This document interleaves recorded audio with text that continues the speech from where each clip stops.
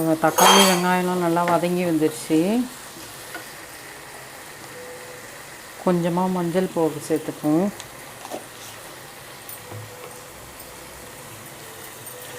அது கூட 2 ஸ்பூன் காஷ்மீரி மிளகாய்த்தூள் சேர்த்துருக்கேன்.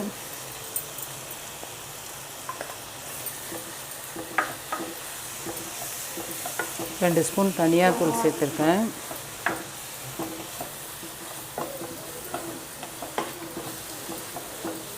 ஒரு ஸ்பூன் ஜீரக பவுடர் சேர்த்துருக்கேன். இதெல்லாம் சேர்த்து நல்லா வதக்கிட்டு இருக்கும்போதே கொஞ்சமாக தண்ணி லைட்டாக சேர்த்துக்கணும். அதில்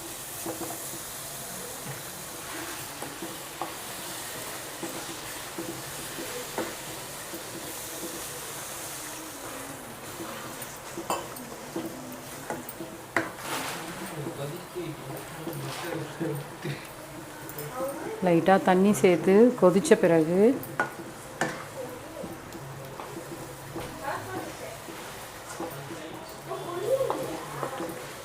நல்லா வதக்கி கொடுக்கணும். நம்ம கிரேவி மாதிரி வந்துடும். அது இந்த வெங்காயம் தக்காளி வதங்கி நம்ம போட்ட இந்த காஷ்மீரி மிளகாய்த்தூள், தனியா பவுடர், மஞ்சத்தூள், சீரக பவுடர் சேர்த்துருக்கேன்.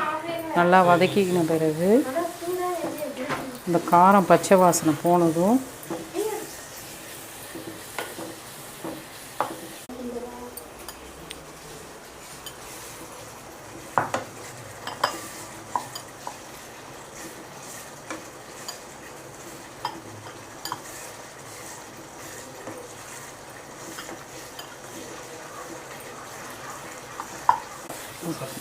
வதக்கின அந்த கிரேவி ஆட்டம் ஆகிடுச்சு. வெங்காயம் தக்காளி பச்சை மிளகா இஞ்சி பூண்டு பேஸ்ட்டு, காரத்துக்கு நம்ம போட்ட மிளகாத்தூள், தனியாத்தூள், சீரக பவுடர் எல்லாம் சேர்ந்து கிரேவியாக வந்துடுச்சு. இந்த மாதிரி கிரேவி மாதிரி வரணும். பார்த்திங்களா, இது தண்ணியாக இருக்கக்கூடாது. இந்த மாதிரி கிரேவியாக வரணும். இதுமாதிரி கிரேவியாக வந்தோடனே நான் இந்த சிகப்பு கலர், மஞ்சள் கலர், பச்சை கலரில் குடமிளகா கட் பண்ணி வச்சுருக்கேன். பாதி குடமிளகா எடுத்துருக்கேன் சின்ன சைஸில். அதை அது கூட சேர்த்துக்கிறேன். குடமிளகா சேர்த்த பிறகு ரொம்ப நேரம் நம்ம வதக்கக்கூடாது. ஒரு 2 நிமிஷம் தான் அதில் வதக்கணும்.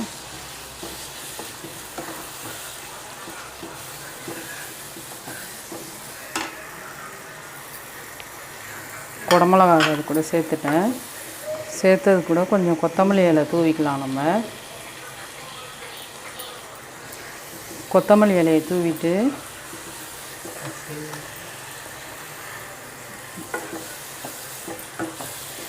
இப்போ குடமிளகா சேர்த்து நல்லா 2 நிமிஷம் வதக்கியாச்சு.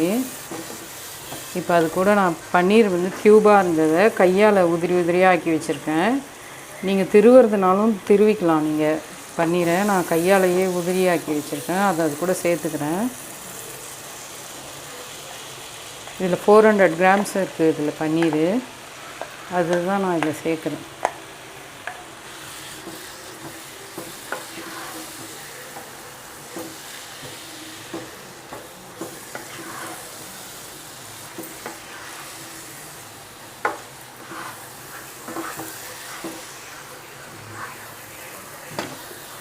நம்ம நல்லா அதை கிளறி கொடுத்துக்கணும்.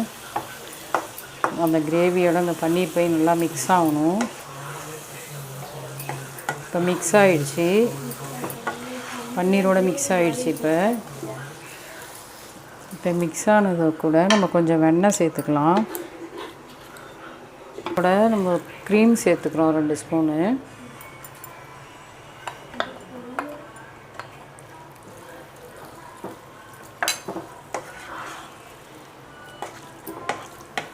ரெண்டு ஸ்பூன் க்ரீம் சேர்த்துட்டு அது நல்லா வதங்கும் போது 1/2 ஸ்பூன் கரம் மசாலா பவுடர் சேர்த்துக்கிறேன்.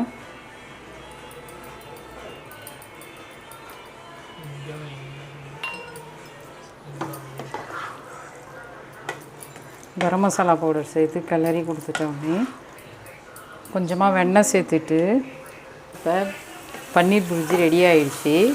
இப்போ நம்ம அந்த பன்னீர் புர்ஜியை சப்பாத்தியோடு எடுத்துக்கிட்டோம்னா ரொம்ப நல்லா சூப்பராக இருக்கும், சாப்பிட டேஸ்ட்டாக இருக்கும். அவ்வளோதான். இதை எடுத்து பரிமாறும்போது கொஞ்சம் க்ரீம் சேர்த்துக்கணும்.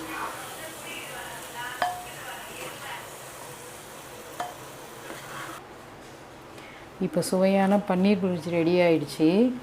இப்போ ஃபைனலாக அது மேலே கொஞ்சம் வெண்ணெயை வச்சுட்டு பரிமாறும்போது கொஞ்சம் க்ரீம் சேர்த்துக்கோங்க, ரொம்ப டேஸ்ட்டாக இருக்கும்.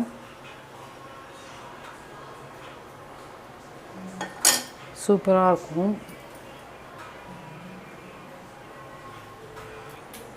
சுவையான பன்னீர் புர்ஜி ரெடி ஆகிடுச்சு.